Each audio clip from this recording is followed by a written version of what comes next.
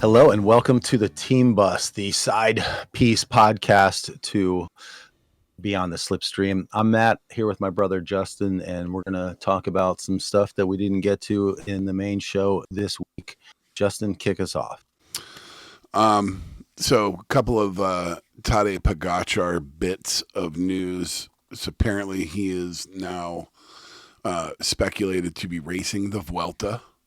So it looks like it'll be a Tour Vuelta for him as well as Jonas. So we'll get the main course and the dessert in the Grand Tours, which is pretty interesting. Sounds great. Yep. So at least hopefully it makes it a little bit more competitive than it was last year. He was also quoted as saying, "If I'm fit, maybe I could try," admitting that the Paris-Roubaix course was easier than expected as his open flirtation with a potential 2025 participation continues.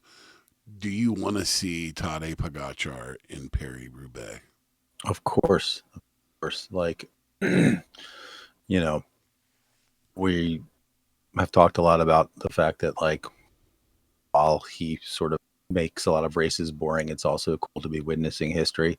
I would love to see, become an all 5 monuments winner as well as everything else, So yeah, bring it on, because he's gonna have his work cut out. Yeah, I mean, I definitely think that he has his work cut out for him in a race like that, especially with the competition of the likes of, a Wout Van Aert and a Matthew Van Der Poel, and very different style of racing and different style of racers to go up against that, isn't typical for him. So, I mean, I'm not going to say I don't want to see it. That's for sure. Like, I think it'll be very interesting. Well, in terms of how the 5 monument races suit his particular abilities, going in the exact order that one would expect. First 3 knocked out are much more user friendly rider of his type. He's got 2 very difficult puzzles to put together to win these next 2 monuments. Paris-Roubaix can come down to pure luck, as everybody knows, because of the much greater chance of mechanical crashes. There's just way more variables. So, but I mean, what a dream be to see, Van Aert, Pogacar all in the mix on the velodrome. Yeah, come on, that would be so good. So, I'm in favor. Well, we'll just have to see how it unfolds.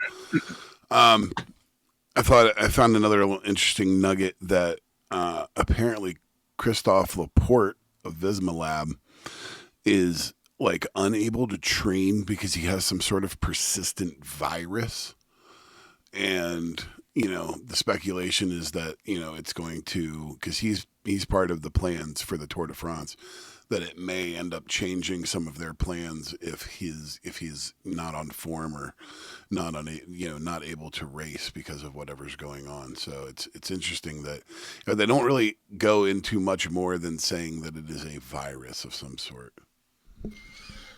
Yeah, I mean, it does add a tiny bit of complication to the Tour outlook, but honestly, I think it's a far worse news for their classics campaign this year. I mean, there's a classics guy, won classics for them.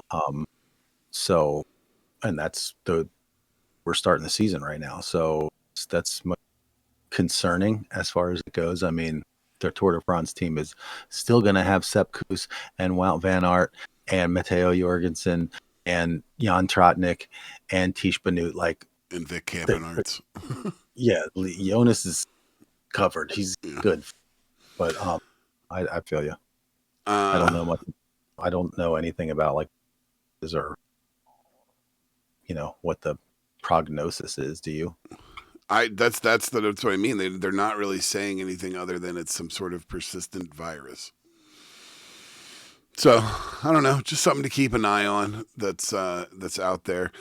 also, I was kind of just like going through the injuries, and I guess Remco's recovery is not on track, or not as on track as they want it to be. That that apparently he's not kind of where they wish he was, kind of leading up into the spring here. So Sucks. another rider to kind of watch, because I think we all agree that Remco is just poised to be able to do something huge at some point. You know what I mean? Not that he hasn't done huge things in the past, but it seems that he's had a run of bad luck, from COVID in the Giro to, crashing out, and, just not being, on the form to be able to keep up with Pogacar last year. So, he's definitely someone that's huge on my radar, and that they're putting a lot of their equity into for, this year. So, seeing him be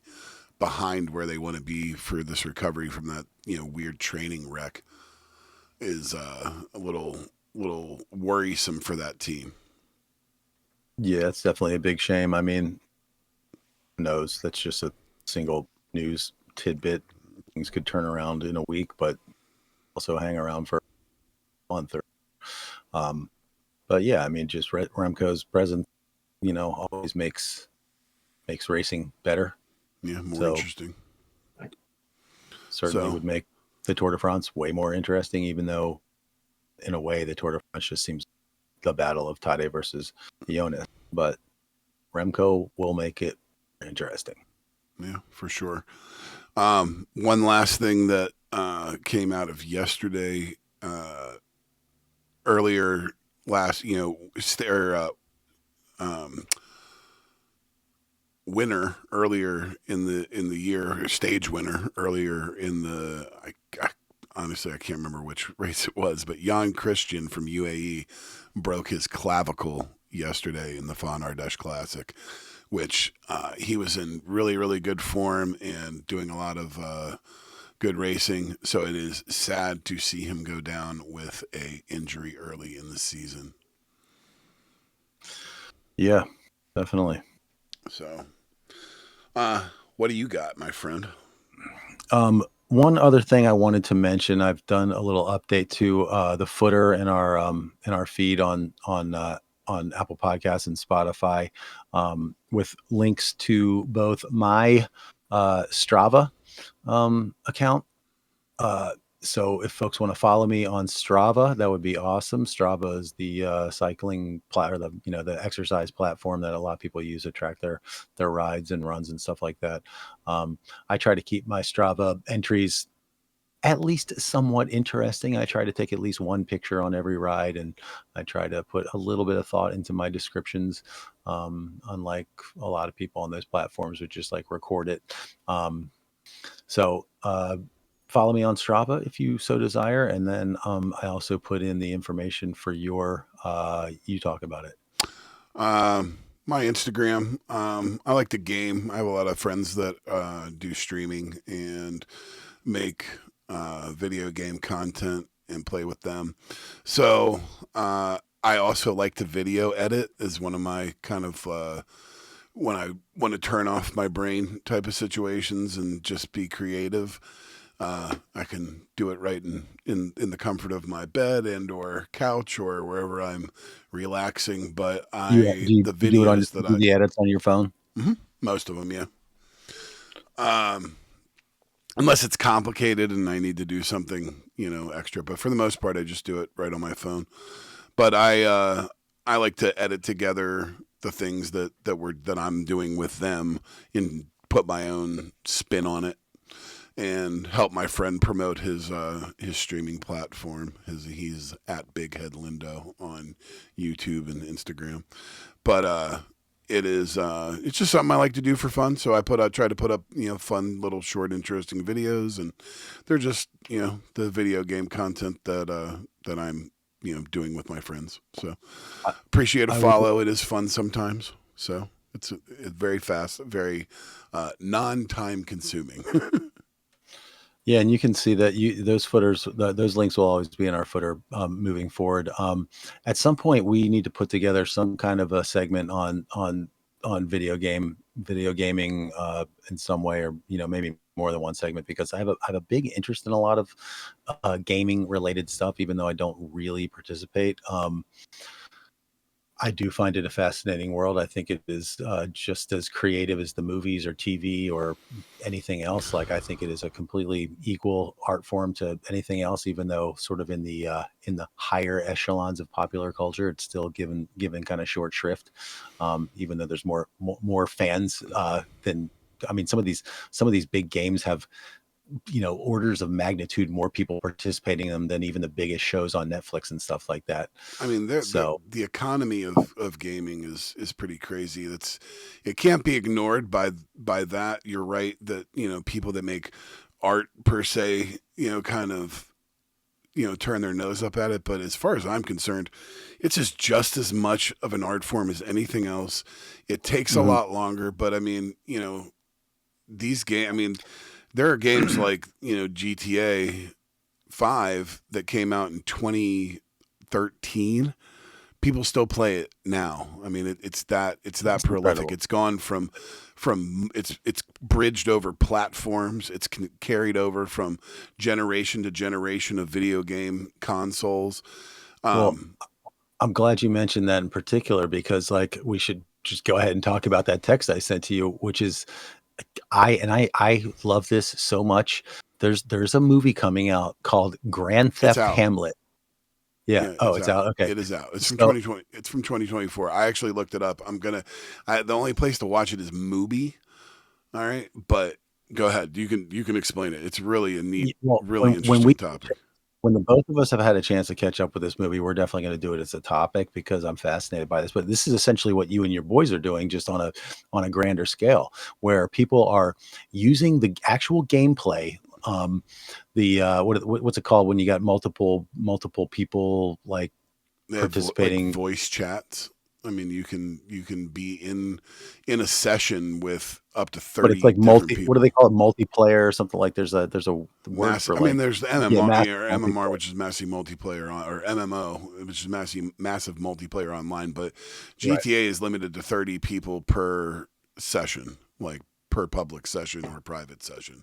Okay, I see what you're saying. Well, regardless, you've got multiple people like on their own machines, very possibly like in their own homes, not even in the same room together, or whatever. But they are using the game as the platform to act out the play Hamlet, Hmm. um, but sort of attuned to the setting of the game. You know what I mean? And just that is genius. Like, I love that this game can be used as a medium whilst playing the game. Like, it's I so mean, creative. Like, how can you not love that?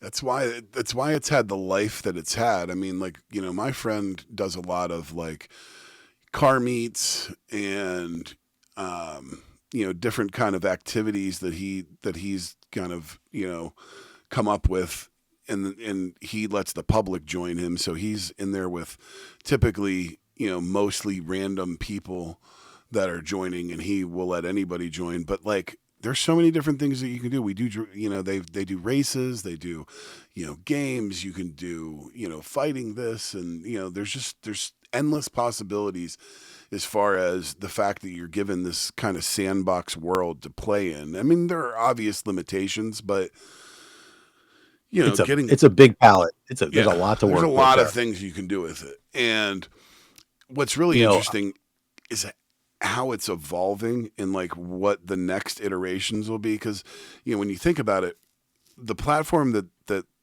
they're using now in GTA is, again, it's 12 years old or 11 years old or whatever it is. When that new game hits, they're going to have so many advances, because like if you go to their other really big title is Red Dead Redemption, or mhm. Red Dead Redemption 2 is really the big one, which I don't give a shit. Like, I will say it right now. It is as good. That story is as good as any movie that I've ever seen. It's emotional. I personally was very emotional at the end of it. My kids both cried at the end of it. It is an amazing, amazing experience. But as these things are getting better and better, it's like they're putting even more. I mean, GTA 6 is going to come out, and it will be the biggest piece of media, single piece of media that there ever was. It'll be bigger than any movie. It'll be bigger than any, show, anything. It's going to break That's all the records. crazy. It's going to make all the money, and it's very likely to be just one of the best experiences as far as that platform, that exists today. So, there's so much stuff. I'll give you a neat thing. One other neat thing Hang before on, we hang wrap on a up. second. Sure, I go want to ahead. make a comment. I can remember way back in, when did you say it came out? 2013. Yes. Sometime shortly after that game came out, um, reading something about it and having my mind blown when I read about some woman that who was a player of the game, and she was like, "Yeah, I don't really play the game. In fact, I've never participated in any of like anything that the game is about, the story of the game." She was just like, "I like being able to get a moped and just drive around." And this woman had spent countless hours just on a moped driving around the world of Grand Theft Auto. And I'm just like, that's so beautiful. Like that's just like so cool that the opportunity exists within this very, complex game with all this story behind it, that someone could just be like, nah, I'm essentially going to be an NPC. You know what I mean? Like it's crazy. I I love that. mean, there's a guy that does 5M, and it's too hard. I'm not. It's too much to explain. But there's a guy that plays GTA that rides his bike, like his Strava type bike, in Mhm. the game. Like he has his bike set up that he can Like a ride trainer, like actually a like uphill. Yeah, like it'll resist him when he's going unbelievable. uphill. So he's like literally riding his bike in the game. I love Um, it. I love it. and my one last note to how big this video game culture is this.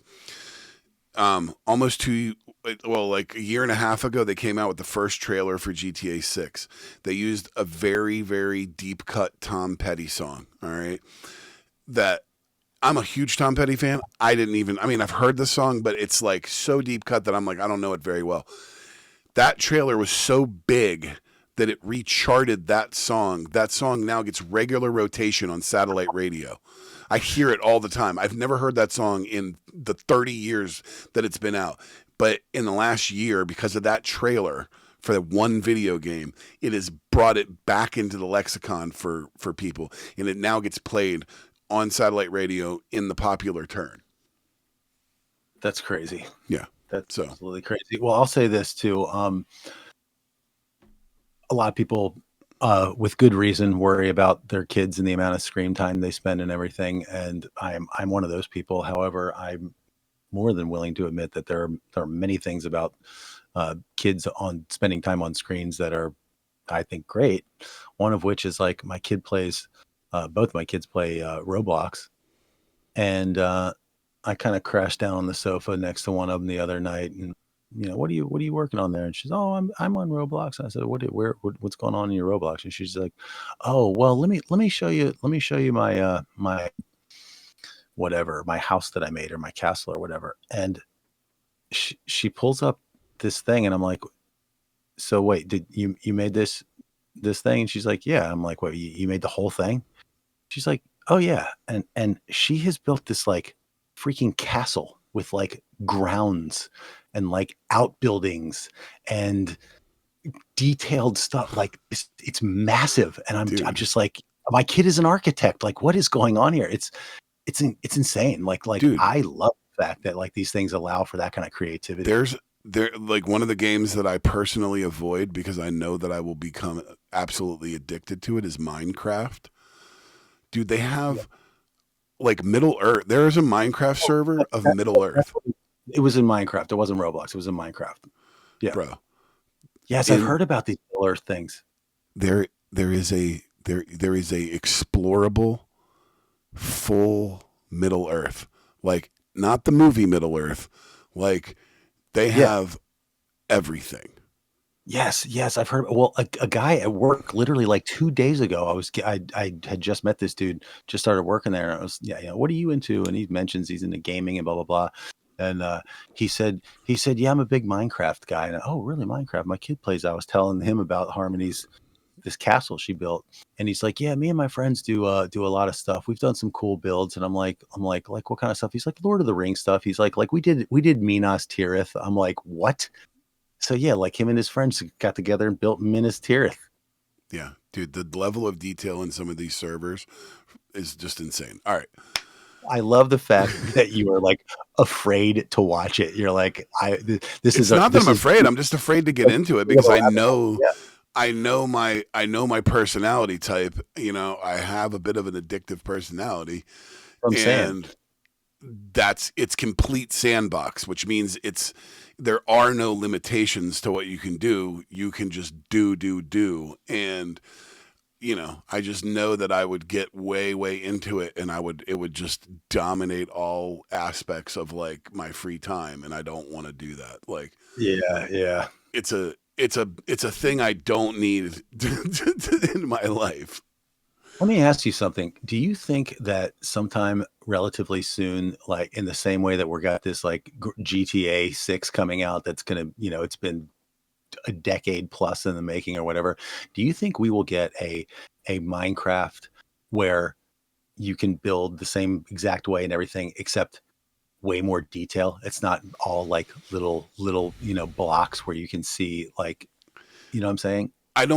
So the thing that I wonder is detail is harder to render. It takes more power, more memory. Like the more detail, the more it takes to run it. So I don't know that you'd be able to go to the depths that you can with Minecraft if the graphics were better. I mean, I'm sure that there will be improvements probably to it, and at some point, you know, I'm sure that somebody else will come out with another kind of, you know, the next generation of that thing. But the thing that's crazy to me, or the thing that I relate it to, you know, if I had to relate it to somebody, Minecraft is Legos in the digital world. All right. It's the ability to create something from nothing.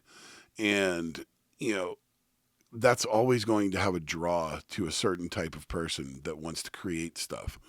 And, you know, I don't think that it matters that the graphics aren't great, because No, it doesn't. I'm just wondering, you know, I'm just speculating. I don't know. Will I think it'll be hard, but I do think that it will eventually happen.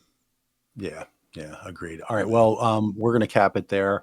Thanks for joining us in the Team Bus this week, and we will see you Sunday for Strada Bianchi. Ale! The Team Bus is part of the Beyond the Slipstream family and is produced by Harperama. Find us on Apple Podcasts, Spotify, and YouTube. Please like, subscribe, leave a review, and tell your friends about us. Thanks for listening. Talk to you next time. Ale!